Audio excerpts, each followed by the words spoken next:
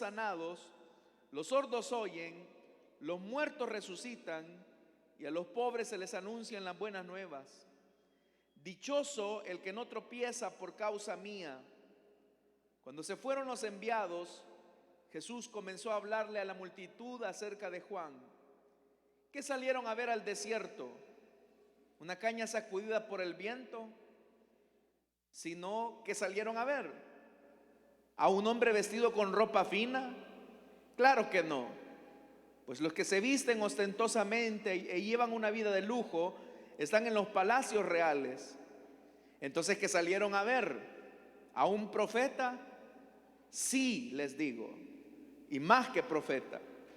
Este es de quien está escrito: yo estoy por enviar a mi mensajero delante de ti, el cual preparará el camino.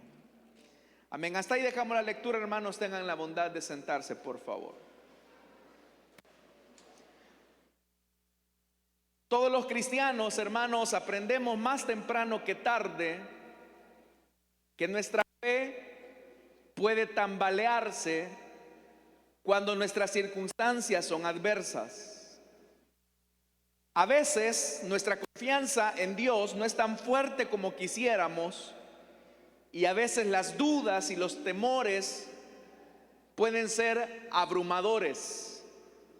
Eso puede generar en nosotros una condición depresiva, especialmente cuando vemos que somos personas de fe y esas circunstancias nos están golpeando. Entonces, ¿cómo mantener nuestra fe cuando nuestro estado de ánimo se viene abajo? Un ejemplo de esto es Juan el Bautista. Ustedes saben que mientras él está en prisión, el ministerio de Jesús se seguía extendiendo por toda la región de Galilea.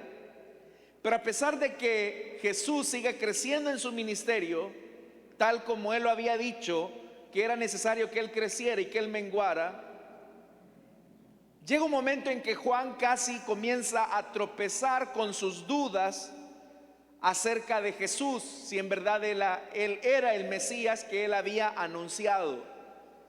Aquel hombre que de manera tan enérgica, apasionada, entregada, había hablado de aquel que habría de venir después de él, ahora comienza a albergar una duda acerca de lo que él mismo había predicado. Y es por eso que desde la cárcel, encerrado injustamente, donde todo se veía gris para aquel profeta, obviamente que Juan no podía hablar de manera directa con el Señor, y por eso es que envía una pregunta con dos de sus discípulos.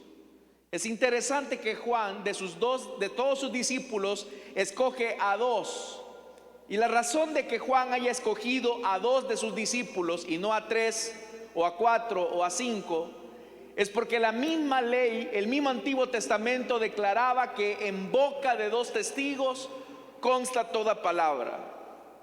Pero aquí, hermanos, es donde surge la pregunta: ¿cómo es que una persona como Juan el Bautista, siendo un hombre apasionado por la causa del Mesías, que había anunciado al Mesías, que testificó con mucha firmeza acerca de él, por qué ahora duda y se encuentra en una condición tan depresiva que se deja ver en su pregunta por la cual envía a sus 2 discípulos? En primer lugar, es importante lo que comienza a decir el versículo 18, que dice que los discípulos de Juan le contaron todo esto. Si usted ha leído el Evangelio de Lucas, sabrá que en el párrafo precedente se ha relatado la historia de la resurrección del hijo de la viuda. Esa gran noticia acerca del milagro de Naín se había esparcido ampliamente, alcanzando incluso las mazmorras donde se encontraba Juan el Bautista. Recordemos que Juan el Bautista había sido encarcelado por Herodes Antipas por su seria confrontación a su actitud de vida, a su conducta de vida. Y es ahí cuando Juan el Bautista comienza a hacerse las preguntas si en realidad él se había equivocado. en relación a Jesús. Y quizás él había creído que él era el Mesías, pero quizás en algún momento la duda lo llevó a una condición de mucha tristeza. Uno no puede aminorar o hacer pequeñas las consecuencias y los sufrimientos de la cárcel. Por eso es que cuando le dicen a Juan el Bautista: mira, Jesús sana, está haciendo muchas obras de liberación, muchas obras de misericordia, es ahí donde a Juan el Bautista le surge la duda. Y usted se preguntará por qué Juan el Bautista, al ver que Jesús está sanando, está libertando, le genera dudas acerca de la identidad mesiánica de Jesús. Usted recordará que el profeta Malaquías en el capítulo 4 termina diciendo que el día del juicio vendrá. Pero antes de que venga el día del juicio, el Señor va a enviar al Elías. Y ese Elías será el precursor de la llegada del Mesías. Y cuando el Mesías venga, Él va a venir a destruir a aquel pecador impenitente. Es más, Juan el Bautista lo dice de esta manera en el Evangelio de Mateo. Mientras Juan estaba en lo mejor de su ministerio, la palabra de Juan era la siguiente: yo los bautizo a ustedes con agua para que se arrepientan, pero el que viene después de mí es más poderoso que yo, y ni siquiera merezco llevarle las sandalias. Él los bautizará con el Espíritu Santo y con fuego. Y hasta ahí todo bien, pero luego venía el mensaje más confrontativo de Juan. Tiene el aventador en la mano y limpiará su era, recogiendo el trigo en su granero. La paja, en cambio, la quemará con fuego que nunca se apagará. ¿Cuál era la idea de Mesías que Juan el Bautista tenía? La idea de Juan el Bautista era que el Mesías venía a arrasar la impiedad y la maldad. Es más, Juan el Bautista decía que el hacha ya está puesta. Entonces, para él, si él sabía que él era el Elías que había de venir, y si el que venía detrás de él era el Mesías, la idea de Juan el Bautista era que a los malos ya les estaba llegando la hora, que a los impíos tarde o temprano les iba a llegar su turno. Entonces, si Juan el Bautista anunciaba que el Mesías venía, significa que venía el día del juicio. Esa era la idea que Juan el Bautista tenía. Por eso es que, estando encarcelado, que Juan el Bautista ahora se hace la pregunta: bueno, si el Mesías es el libertador, es el que viene a poner al malo en su lugar y al bueno, al justo, al piadoso, lo viene a levantar del muladar, ¿cómo es que si Jesús es tan poderoso como yo escucho que es, por qué Él no hace algo tocante a mi encarcelamiento? Pero especialmente, hermanos y hermanas, lo que Juan el Bautista no comprende es cómo el ministerio de Jesús desborda muchas palabras de gracia hacia los pecadores. ¿Qué no era acaso Juan el Bautista el que había dicho que el hacha ya estaba puesta? ¿Qué no era acaso Juan el Bautista el que había anunciado que el día se acercaba donde él haría la paja a un lado y la quemaría en el fuego? Pero ahora lo que le dicen acerca de Jesús es que Él está teniendo un trato de misericordia con el pecador. Él está teniendo un trato de bondad con aquel desvalido, y no se está enfrentando de lleno en una revolución política y militar de manera directa y frontal contra el imperio romano. Es decir, Juan el Bautista había presentado a su Mesías como el vengador, como aquel que venía a castigar y a destruir al impío. Entonces, ¿cómo armonizar el hecho de que de quien había dicho que era el Mesías está teniendo actos de gracia, de misericordia, de bondad? ¿Cómo es que ahora él está desarrollando una actividad poderosa entre las personas débiles, pero él no hace nada en cuanto a su situación? Obviamente, hermanos, que esta situación a nosotros también nos puede generar en algún momento determinado una condición depresiva. Cuando hemos anunciado de manera apasionada algo que nos llena de esperanza y de fe, y nosotros notamos que Dios no actúa de la manera en que tanto también lo hemos predicado y lo hemos anunciado. Lo que Juan el Bautista, como heraldo de Cristo, no había entendido es que, si bien es cierto el Mesías venía a castigar al impío, esa profecía de juicio no se iba a cumplir en este momento, sino hasta en la segunda venida de Cristo. Entonces, ¿cuál es el problema de Juan el Bautista por el cual él se encuentra en una situación bastante depresiva en la cárcel?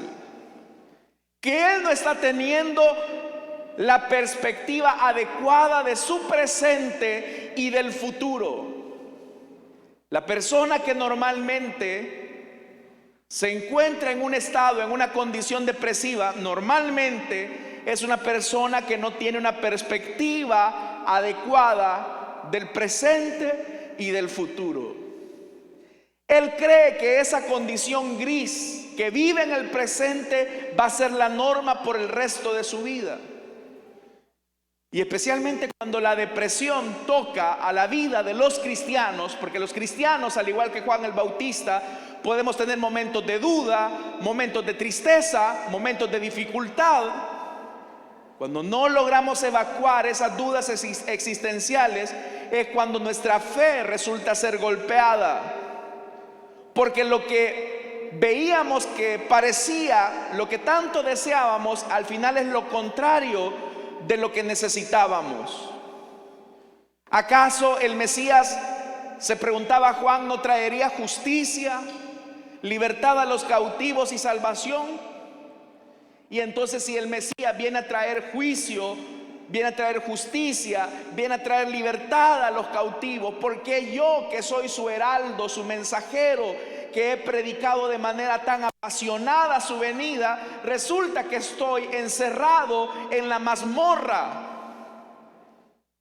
Y es ahí donde Juan hizo una sabia decisión. Y es, en vez de guardarse esa duda, en vez de guardarse su condición de tristeza, va a preguntarle a quien le puede ayudar en su incredulidad o en su situación difícil. Y es ahí donde dice el versículo 20 y 21: cuando se acercaron a Jesús, ellos le dijeron: Juan el Bautista nos ha enviado a preguntarte, ¿eres tú el que ha de venir?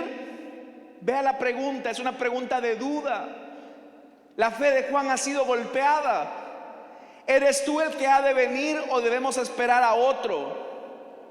En ese mismo momento, oiga esto, en ese mismo momento Jesús sanó a muchos que tenían enfermedades, dolencias y espíritus malignos, y les dio la vista a muchos ciegos. Es decir, que en el momento en que la pregunta llega a Jesús, los enviados de Juan el Bautista son testigos del amor compasivo y del poder sanador de Jesús. Vea cómo Jesús entonces, a la pregunta triste de Juan el Bautista, a la pregunta depresiva de Juan el Bautista, está respondiendo con acciones de amor y misericordia. Amados hermanos, cuando nosotros nos encontramos en una situación difícil, en la que nuestra fe choca con la realidad que vivimos, debemos de aprender a contemplar la misericordia de Dios a nuestro alrededor.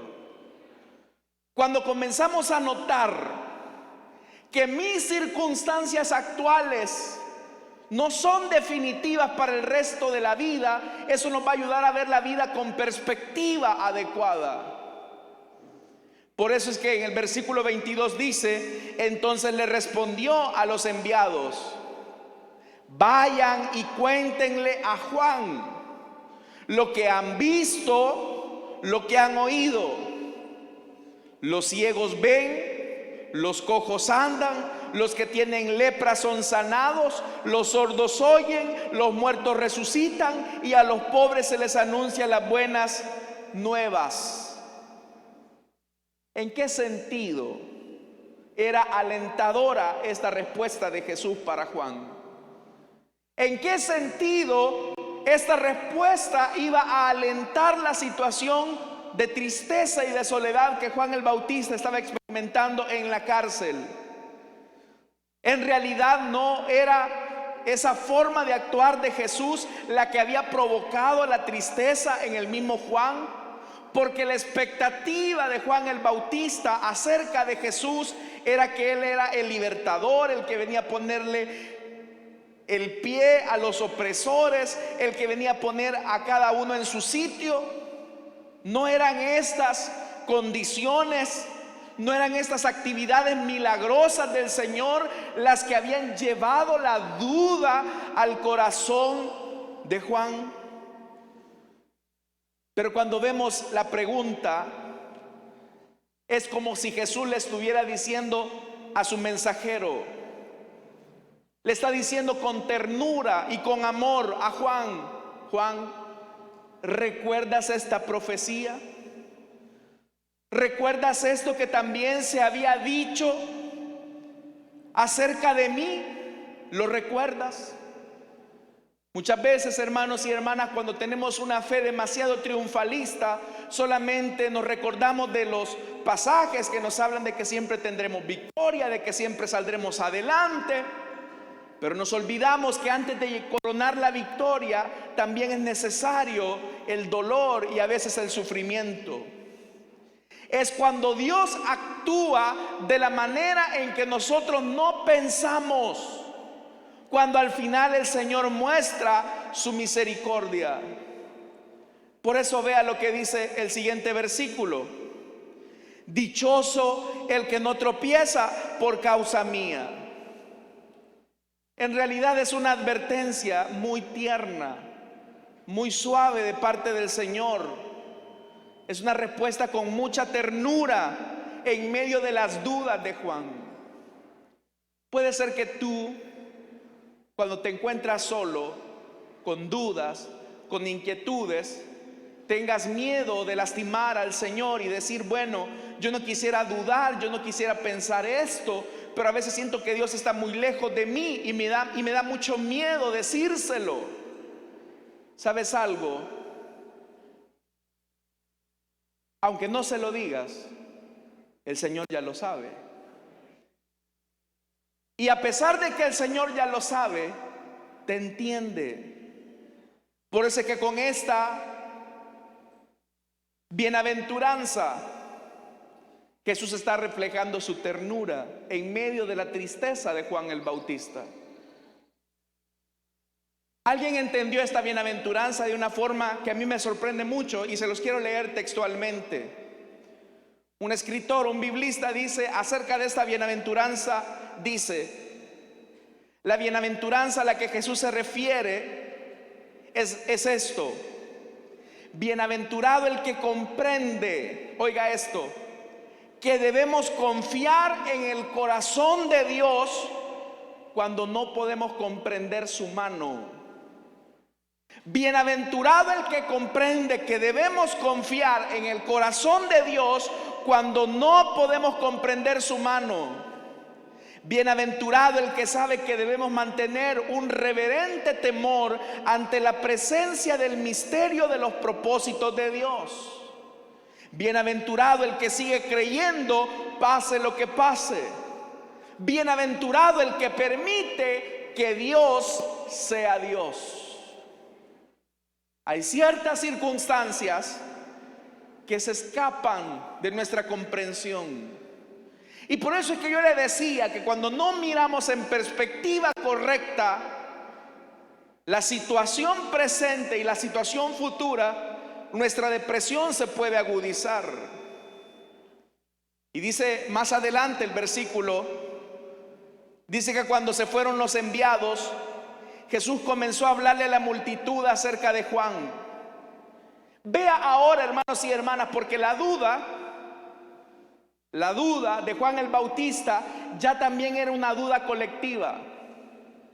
Porque ¿qué había dicho Juan el Bautista?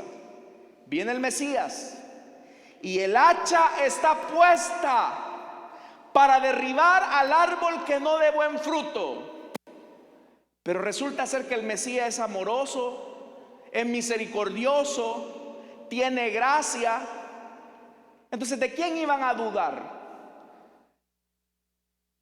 En tela de duda el mensaje de quién iban a poner, el de Juan el Bautista.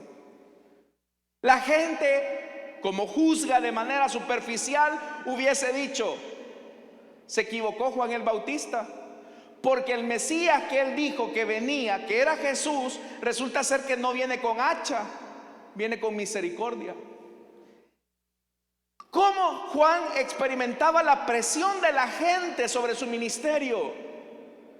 Pero es ahí donde me llama mucho la atención que el tierno amor de Jesús también se muestra en la defensa de Juan, defendiendo su honor ante la multitud. La Biblia dice que los mensajeros de Juan ya se habían retirado, o por lo menos ya iban de camino. Es ahí donde Jesús comienza a hacerle una serie de preguntas a la multitud que tienen que ver con la relación de ellos con Juan. Y vea la primera pregunta, porque ya la gente comenzaba a ver a Juan, antes de ver la pregunta, la gente comenzaba a ver a Juan con sospecha. La gente comenzaba a ver a Juan como un ministerio que no dio resultado, no le pegó. Porque ya le dije, Juan el Bautista lo que decía era: el hacha está puesta y árbol que no dé buen fruto será cortado y echado al fuego. Ese era el mensaje de Juan. Pero resulta que el ministerio de Juan no contempló en perspectiva que eso era hacia el futuro. Y la primera pregunta que Jesús les hace: ¿qué salieron a ver al desierto? ¿Ustedes qué salieron a ver al desierto? ¿Una caña sacudida por el viento? Ante el mensaje de Juan, muchos pudieron haber dicho: se equivocó el predicador en su mensaje. Y ya puedo ver, hermanos y hermanas, la crítica mordaz de su audiencia. Esa crítica mordaz que hace cambiar el concepto que se tenía de Juan. ¿Te acordás que Juan el Bautista decía que el juicio ya venía? Pero mira, este Mesías es misericordioso, es amoroso. Se equivocó Juan. Hay mucha gente, hermanos, que hace una valoración de las personas, y es ahí donde las personas suelen dudar. Y ante la duda y la pregunta de Juan, incluso muchos pudieron haber visto, ya ven, hasta manda a sus discípulos a preguntar si el que él mismo había dicho que era el Mesías era en realidad el Cristo. O sea, ¿cómo se veía Juan? Lo que pasa es que Juan es honesto, es sincero, reconoce que se siente triste, reconoce que tiene dudas. ¿Todos ustedes creen en el Señor, hermanos y hermanas?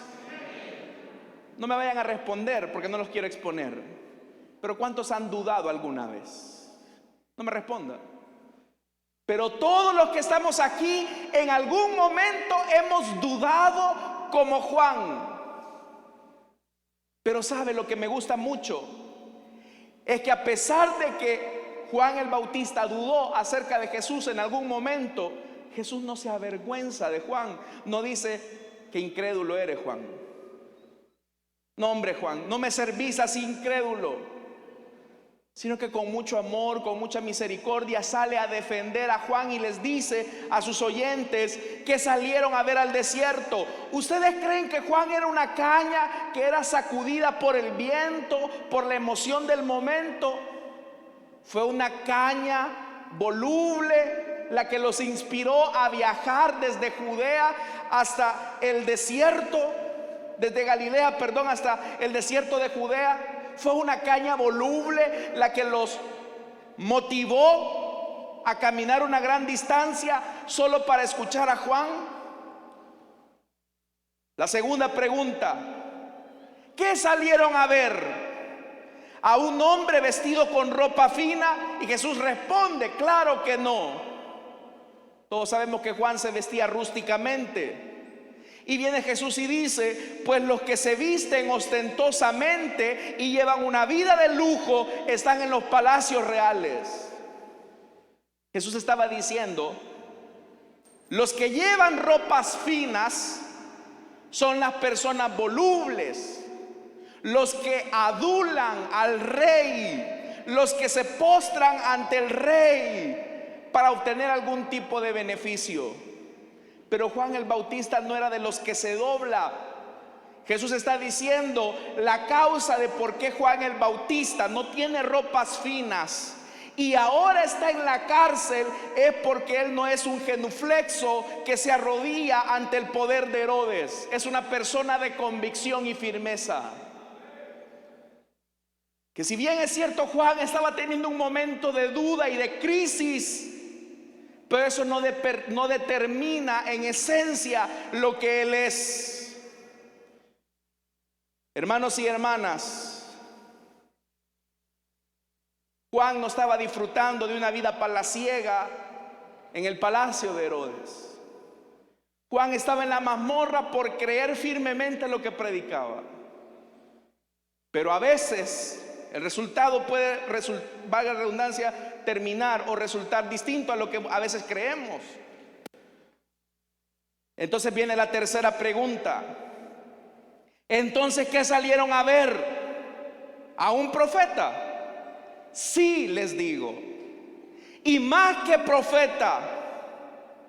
Este es de quien está escrito: yo estoy por enviar a mi mensajero delante de ti, el cual preparará el camino. Vemos cómo el Señor responde a su propia pregunta, y al hacerlo de una verdadera valoración de Juan, Él les dice: ¿saben por qué Juan es más que profeta? Porque de ser el mensajero se transformó en el mensaje. Y por eso es que ahí dice: Juan es más que profeta, porque de ser el mensajero se transformó en el mensaje. Esto está escrito: yo estoy por enviar a mi mensajero delante de ti, el cual preparará el camino. Entonces Jesús está diciendo: Juan no solamente es el mensajero, es el mensaje. Él es más que profeta. Entonces vea, ¿por qué si soy creyente? ¿Por qué si creo en Dios? A veces me siento triste, a veces siento dudas, a veces siento temor. Nosotros predicamos que Dios es nuestro sanador, pero en realidad, hermanos, ¿cuándo experimentamos la sanidad de Dios sino cuando estamos enfermos? ¿Cuántos predicamos que Dios es nuestro sanador? Pero ¿cuándo experimentamos la sanidad de Dios? ¿No es cuando estamos enfermos? Nadie va a experimentar la sanidad de Dios cuando está sano. Vamos a experimentar la sanidad de Dios cuando estamos enfermos. Nosotros predicamos que Dios es nuestro proveedor. ¿Cuántos dicen amén a eso? Pero ¿cuándo experimentamos su provisión sino cuando hay escasez? Nosotros predicamos que Dios es nuestra fortaleza. Pero ¿cuándo experimentamos su poder sino cuando somos débiles? Nosotros predicamos que Dios es nuestro Señor. ¿Cuándo predicamos que Dios es nuestro Señor? Pero ¿cuándo experimentamos su señorío? Sino cuando su providencia y su soberanía permite cosas que no entendemos. Y es ahí cuando el mensajero se convierte en el mensaje. A veces hay situaciones que nos deprimen y nos entristecen. Pero a veces uno dice: Señor, yo no entiendo si yo predico esto y me pasa esto. ¿Sabes por qué? Porque en nuestra frustración, en nuestra tristeza, en nuestra depresión, en nuestra duda como Juan, Dios quiere que pasemos de ser predicadores a convertirnos en el mensaje vivo de Dios ante los hombres.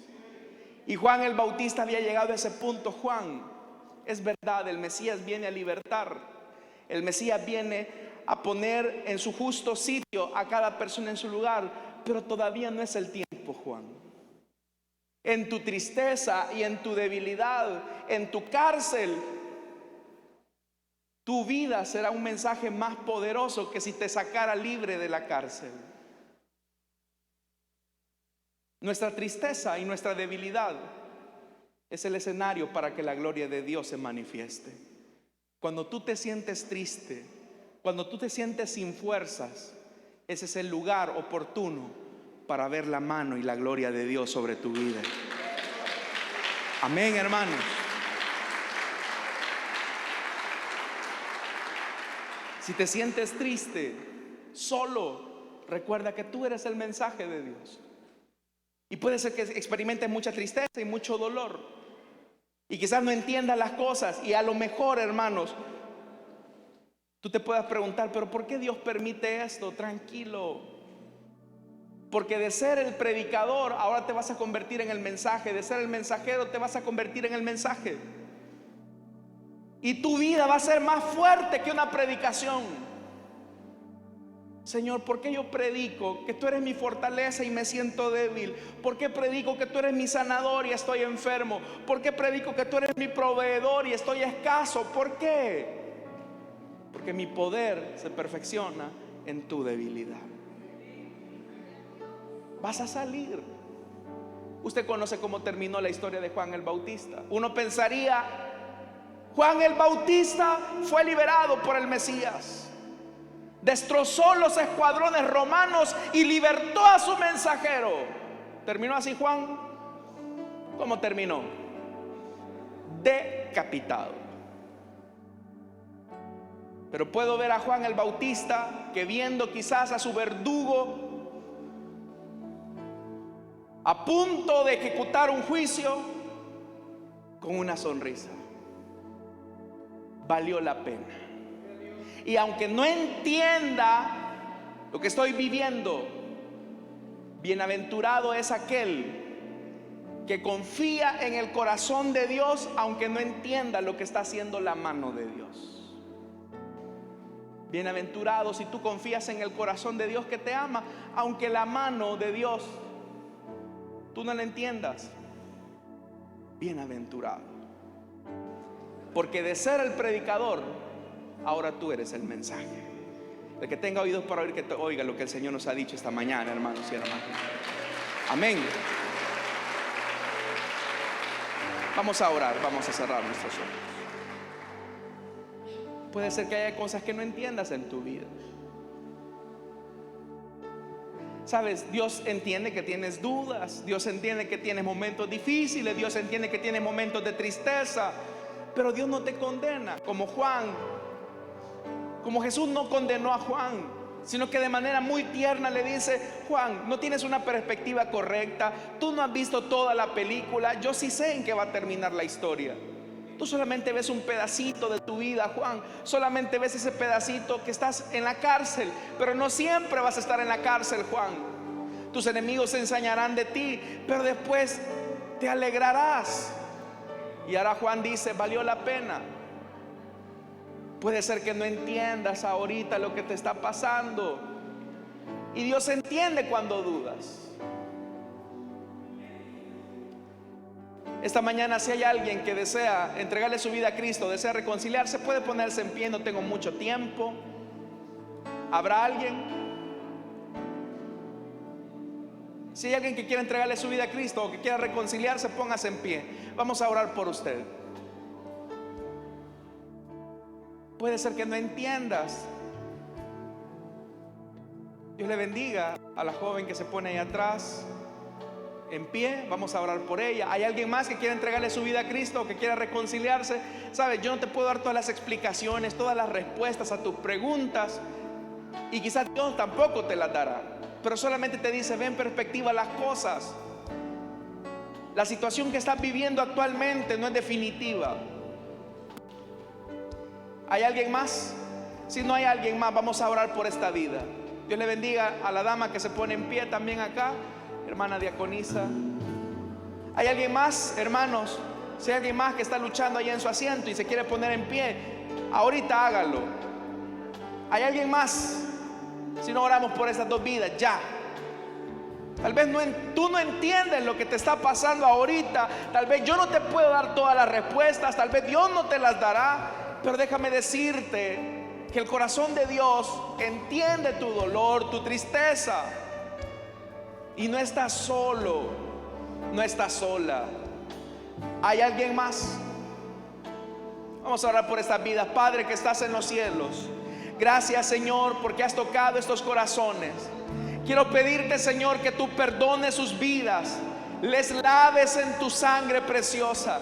Yo no sé cuáles son las dificultades que ellas están pasando, pero quiero pedirte, Señor, que tú las perdones. Perdónalas, Señor, lávalas en tu sangre, dales una nueva vida en Jesucristo. Gracias, Señor, por tu amor, gracias por tu misericordia. Te alabamos, Señor, y te bendecimos.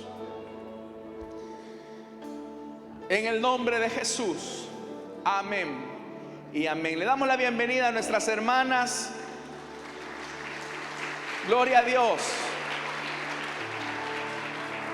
Vamos a orar, hermanos, por nuestra